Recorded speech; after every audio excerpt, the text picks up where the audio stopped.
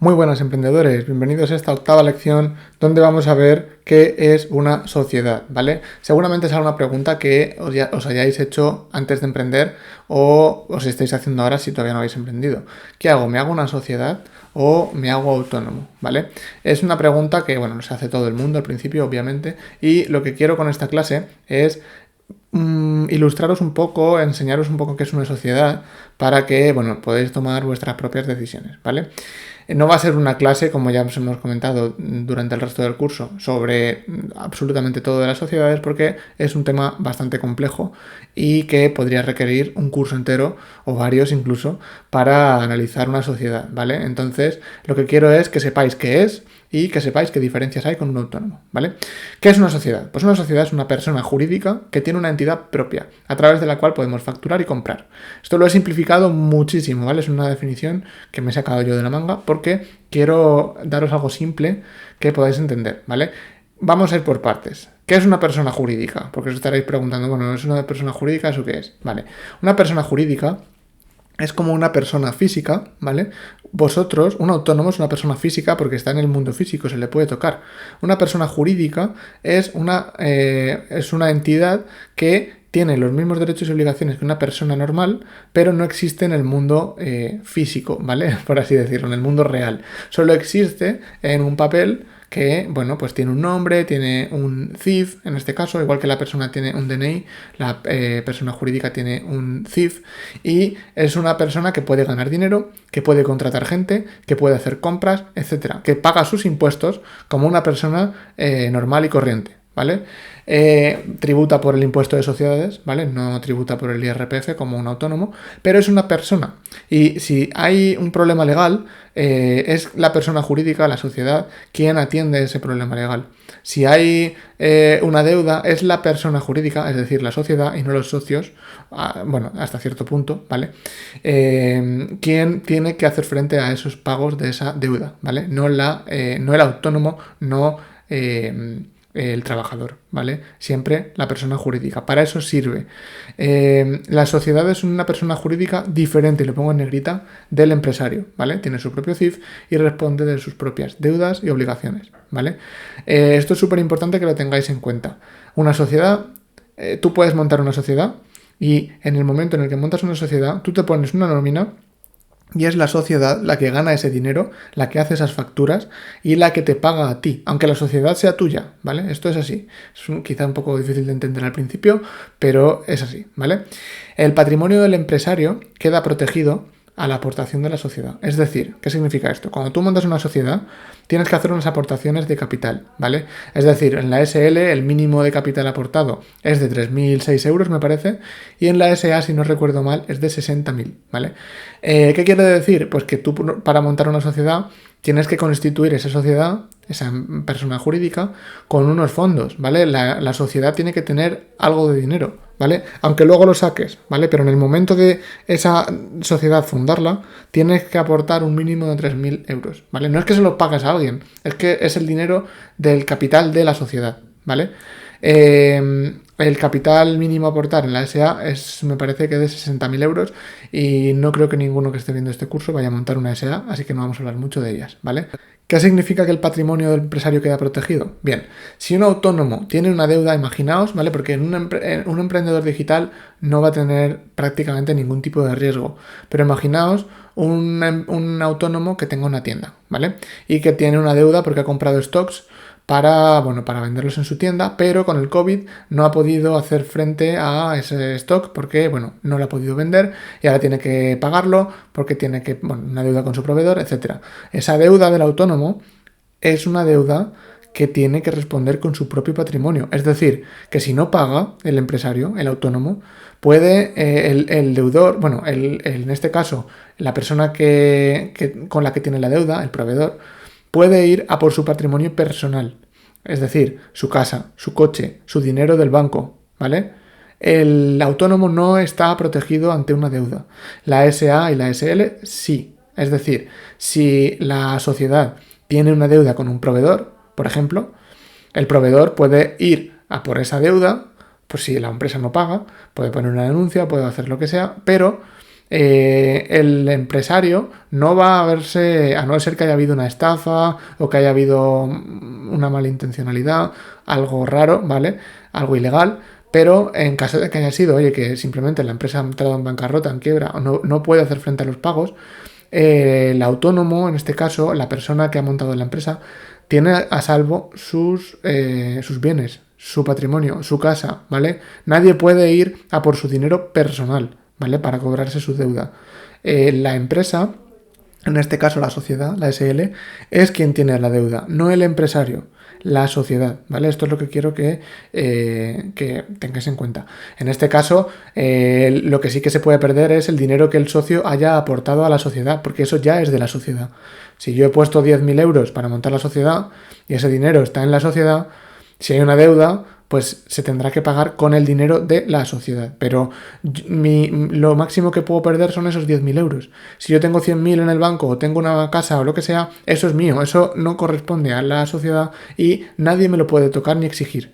A no ser, repito, que haya habido mala fe, que haya habido un timo, que haya habido algo, que no sea legal, ¿vale? ¿Qué más? Pues el empresario se puede poner una nómina, a diferencia del autónomo, que ya os digo, se puede poner un sueldo ficticio para él tener controlados sus gastos, pero no es algo que se pueda deducir fiscalmente. Pues el empresario sí se puede poner en la SL o en la SA una nómina y puede, o sea, dentro de la contabilidad de la sociedad, esa nómina será un gasto deducible, ¿vale? Mientras que el autónomo, pues todo lo que no sea los gastos que haya pagado con una factura, no se los puede desgravar, ¿vale? Esto es importante porque si facturáis mucho, imaginaos que empezáis como autónomos y empezáis a facturar 5.000 euros al año, que es muy poco, 10.000 al año, 15.000, 20.000, 30.000, 40.000, al año 5, 50.000, 60.000, 100.000. Oye, a partir de cierto volumen, ahora lo veremos, el IRPF, que es el impuesto por el que tributan los autónomos, empieza a escalar, empieza a crecer, porque el IRPF es un impuesto progresivo, mientras que el impuesto de sociedades, que es el impuesto por el que tributan las sociedades, es un impuesto fijo, es decir, es un tipo, hay varios tipos, dependiendo del tipo de sociedad y dependiendo de todo, hay varios, pero bueno, para simplificarlo, imaginaos que es siempre el 25%, independientemente de cuánto dinero gane. Puedes ganar 1 millón o 100 millones o 1.000 millones, que tú pagas ese 25% y ya está. ¿Qué ocurre? Que si tú facturas 1.000 millones o 100.000 millones con un autónomo, pues el autónomo tiene que pagar, no me acuerdo cuánto era el máximo, no sé si era un 45% de impuestos, ¿vale? O más, no me acuerdo ahora mismo exactamente del porcentaje. Mientras que la SA o la SL tienen un tope que es un 25 o un 30%. Entonces es algo súper relevante a tener en cuenta cuando facturas y ganas mucho. Digo facturas, pero realmente sobre lo que se calculan los impuestos es sobre las ganancias, ¿vale? No sobre la facturación, sino sobre las ganancias. Es importante tenerlo en cuenta, ¿vale? Puedes facturar mucho, pero si también tienes muchos gastos, los impuestos que van a pagar van a ser muy poquitos, ¿vale? Entonces, cuando nosotros nos ponemos una nómina, pues es un gasto más que ponemos en la sociedad que hace que la sociedad genere menos beneficio, por lo tanto se paguen menos impuestos, porque los impuestos se calculan sobre los beneficios, ¿vale? Igual, al tener una nómina, si el empresario se pone una nómina bajita, por mucho dinero que gane en la empresa, como él no percibe mucho dinero en su nómina, también pagará pocos impuestos en la nómina. Aquí ya sí por IRPF, porque es un impuesto para el trabajador.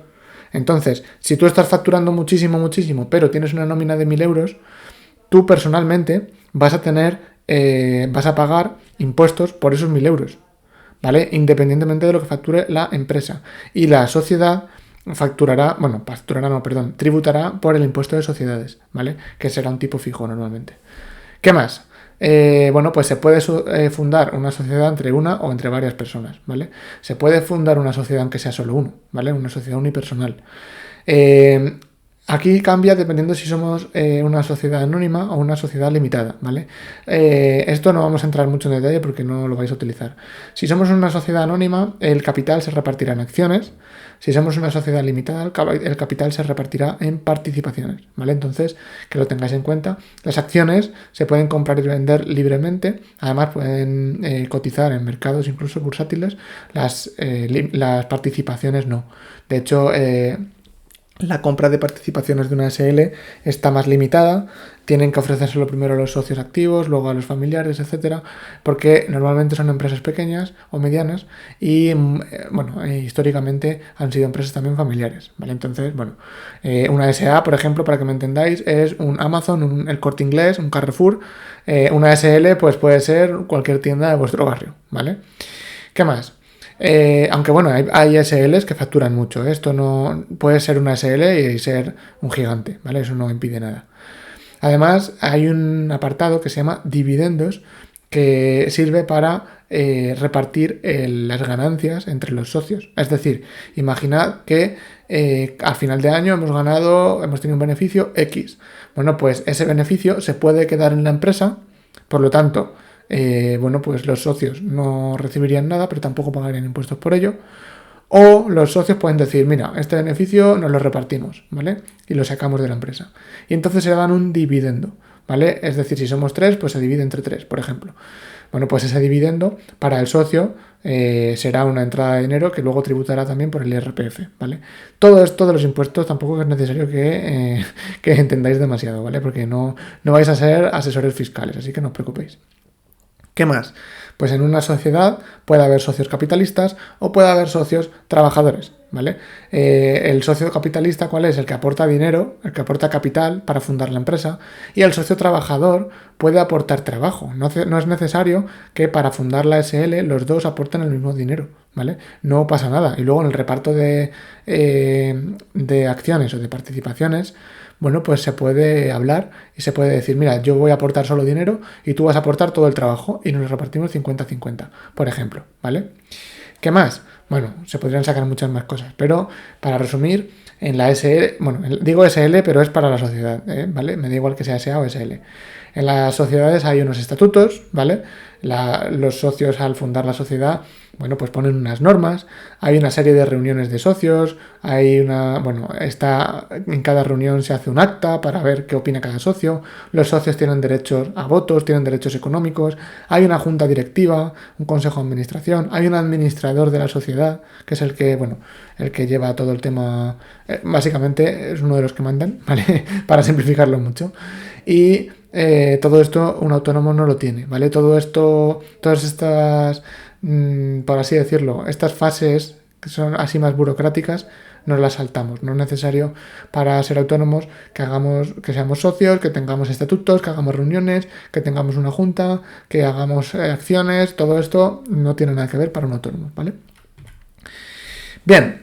Bueno, hay más cosas que os podría haber comentado, pero como tampoco quiero que sea un curso de sociedades, pues de momento tampoco quiero hacer mucho más hincapié. ¿Cómo son las finanzas de una sociedad?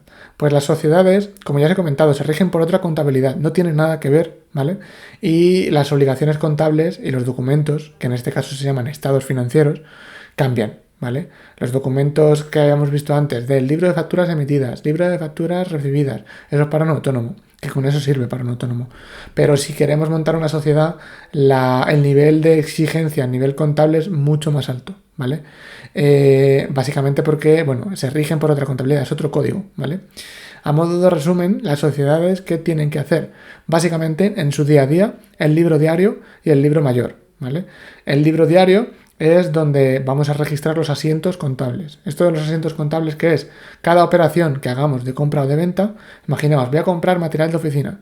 Bueno, pues eso se registra en el libro diario. Es como poner la factura recibida en el libro del autónomo. Es parecido, ¿vale? Lo que pasa es que el libro diario registra, bueno, y el libro mayor también, tienen en cuenta todas las cuentas contables de la empresa y reflejan todos los movimientos de cada cuenta, ¿vale? Entonces, cuando tú haces una compra, sabes que al hacer el asiento se queda registrado que del banco ha salido no sé qué cantidad de dinero que se ha metido en la cuenta de, en este caso, de materiales de oficina, ¿vale? Que en este caso tendríamos un gasto por un activo, ¿vale? Bueno, bajaría un activo que sería el banco, bueno, no vamos a entrar en detalles contables, pero básicamente lo que quiero que entendáis es que el libro diario registra todos los asientos, todos los movimientos de todas las cuentas. Las cuentas, ¿cuáles son? Las cuentas de gasto, las cuentas de activos, las cuentas de ingresos, todo lo que vimos al principio, ¿vale? Si no os estáis enterando de mucho, no os preocupéis, ¿vale? Que si no vais a montar una sociedad, esto no lo necesitáis. ¿El libro mayor qué es? El libro mayor es el que refleja el estado de cada cuenta, ¿vale? Pero de forma acumulada, es decir, cuánto dinero hay en el banco. Y te dice, hay 100.000, pero estos han sido todos los movimientos y te da todos los movimientos de esa cuenta, ¿vale? Todo esto sale a partir del libro diario. Cuando tú haces una compra de stock o cuando tú haces una factura a un cliente, bueno, pues dentro de la empresa se mueven las cuentas, porque entra dinero en el banco, porque has pasado un anticipo de un cliente a... Bueno, la situación puede ser muy diversa, pero las cuentas van variando y el estado de cada cuenta también. Entonces el libro mayor es el que refleja todo ese acumulado, ¿vale? Luego, ¿qué más? Pues que la conciliación bancaria de una sociedad es mucho más estricta, es decir, estamos obligados a tener una cuenta del banco para la empresa, ¿vale? Y tenemos que, bueno, pues demostrar que luego todos los movimientos que ha habido en la cuenta bancaria están luego soportados en alguno de los libros contables, ¿vale? Que no estamos utilizando el dinero para otras cosas, ¿vale? Como os digo, el autónomo, si os fijáis, lo estoy tratando de una forma bastante parecida a la sociedad, porque os digo que os hagáis una cuenta bancaria para el negocio, que si lo hacéis bien, solo habrá ahí cosas del negocio, ¿vale? Igual que en una sociedad, pero nadie os lo va a exigir legalmente, ¿vale? A modo de resumen, ¿qué tienen que presentar las sociedades cada año? ¿Vale? Pues estos documentos que os voy a enumerar son las cuentas anuales de la empresa, ¿vale? Son una serie de estados financieros. Los estados financieros es como se le llama a estos documentos en la jerga contable. Que, bueno, pues esto lo exige, o sea, la ley les exige a las sociedades que lleven el control de estas 5 documentos, ¿vale? Sí que es verdad que, por ejemplo, dependiendo del nivel de negocio de cada empresa, tendrán más exigencia o menos, ¿vale? Por ejemplo, las últimas dos que os he puesto, el estado de flujos de efectivo y el estado de cambios en el patrimonio neto, solo son exigibles a cierto tipo de negocios, que son normalmente que facturan mucho más, que son más grandes, etcétera. Además, luego la cuenta de resultados y el balance se podrá hacer de una forma abreviada o de una forma más extensa, dependiendo del tipo de sociedad, ¿vale? Por eso os digo que esto es bastante complejo. Pero, grosso modo, las empresas deben presentar una cuenta de resultados, que es lo que ya os he enseñado yo a hacer, ¿vale? Un poquito más complejo y siguiendo el modelo que pide Hacienda, ¿vale? Porque, bueno, tiene un modelo que hay que rellenar y para que todo el mundo presente la cuenta de resultados de la misma forma, ¿vale? Pero al final es lo que yo os he enseñado a hacer. Las ventas, los gastos, los resultados, los impuestos, los intereses, si es que los hay, las deudas, etcétera, ¿vale? ¿Qué más? El balance de situación, ¿vale? Esto no os lo he enseñado, ni os lo voy a enseñar porque de momento no lo vais a necesitar, ¿vale? Es un estado financiero donde la empresa contabiliza sus activos en la parte izquierda y en la parte derecha sus pasivos y el patrimonio neto, ¿vale?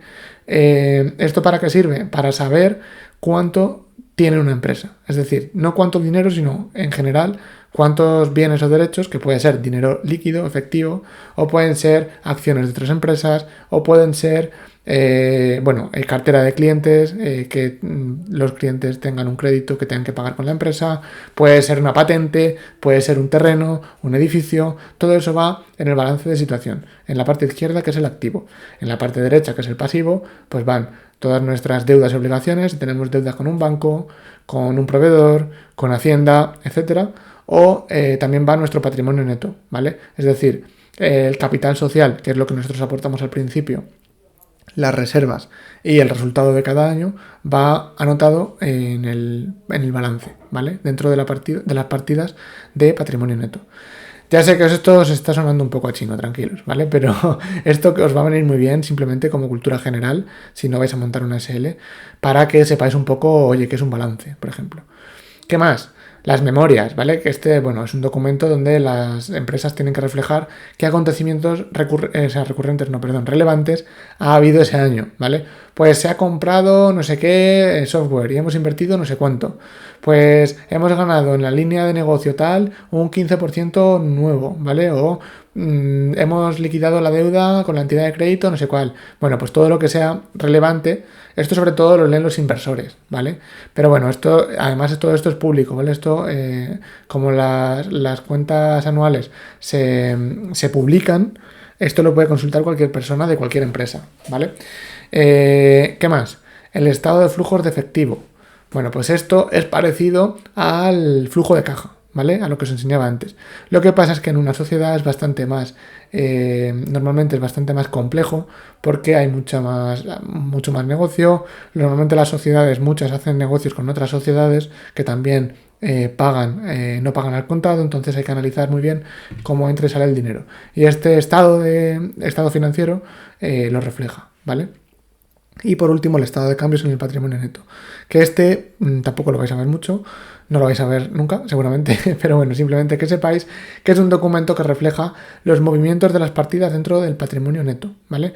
Antes os he dicho que dentro del patrimonio neto está el capital social, las reservas y el resultado neto.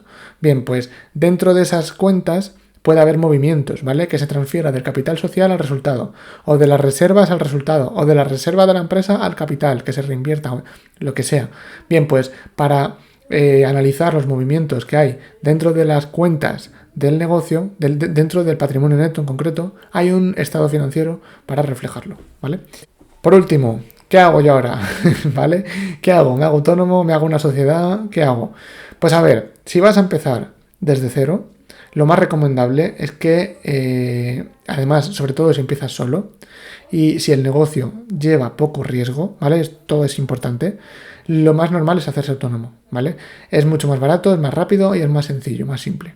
¿Por qué? Porque te puedes hacer autónomo en 24 horas, porque lo único que vas a tener que pagar es la cuota del autónomo que empieza, si eres nuevo autónomo, empieza por 60 euros, y la cuota de la gestoría que te van a cobrar menos si eres autónomo que si eres una sociedad. Y ya está.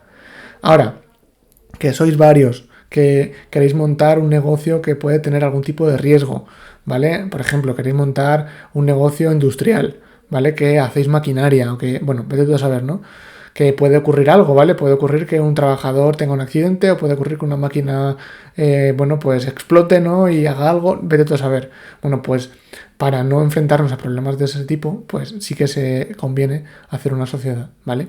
Y si además sois varios, pues, y el capital que requiere el negocio es mucho, pues está claro que hay que hacer una sociedad. Pero la mayoría de personas que están viendo este curso van a hacer un negocio digital, un negocio lean, ¿vale? Que empieza con nada de coste prácticamente, y para eso no hace falta que montes una sociedad, al menos al principio. Si el negocio lo vais a montar entre 2 o más personas, sí que puede tener sentido tener una sociedad, ¿vale? También hay sociedades civiles, también hay cooperativas, ¿vale? Los podéis investigar, no hace falta que sea una SL o una SA, ¿vale? Si sois varios autónomos, quizás podéis montar una cooperativa a través de la cual facturéis y que luego refacturéis a cada uno de los socios con una factura. Se podría hacer, yo conozco empresas que lo hacen así, ¿vale? Así además se puede poner unos repartos de beneficios, unos estatutos. Y la pregunta del millón, si ya soy autónomo o me quiero hacer autónomo, ¿cuándo me hago una sociedad? Pues a ver, no hay una cifra exacta, ¿vale? A nivel de facturación y de beneficios. Se habla por ahí de a partir de los 50-60.000 euros ya empieza a salir rentable el cambio por el hecho de tributar por impuesto de sociedades en lugar de tributar por el IRPF, ¿vale? Entonces, dependiendo del nivel de facturación en el que estés, si vas a empezar este año, es muy difícil que llegues a 60.000 euros, a no ser que te vaya muy bien, ojalá, ¿vale? Pero lo normal es que un emprendedor empiece siendo autónomo, ¿vale? Que luego quieres contratar gente, puedes contratar gente siendo autónomo, no hay ningún problema, pero bueno, que quieres meter equipo, que ya estás ampliando mucho el volumen de negocio, que, bueno, te quieres meter en otras cosas, bueno, pues, o que quieres meter un socio, entonces en ese caso sí que podría salir a cuenta hacerse una sociedad, ¿vale? Bien, pues con esto terminamos la lección de las sociedades. Espero que no haya sido muy pesada, ¿vale? Y en la siguiente y última lección del curso vamos a ver algunos consejillos para tener unas finanzas más saneadas, ¿vale? Es una lección muy interesante y que os recomiendo que no os saltéis. Nos vemos en la siguiente clase.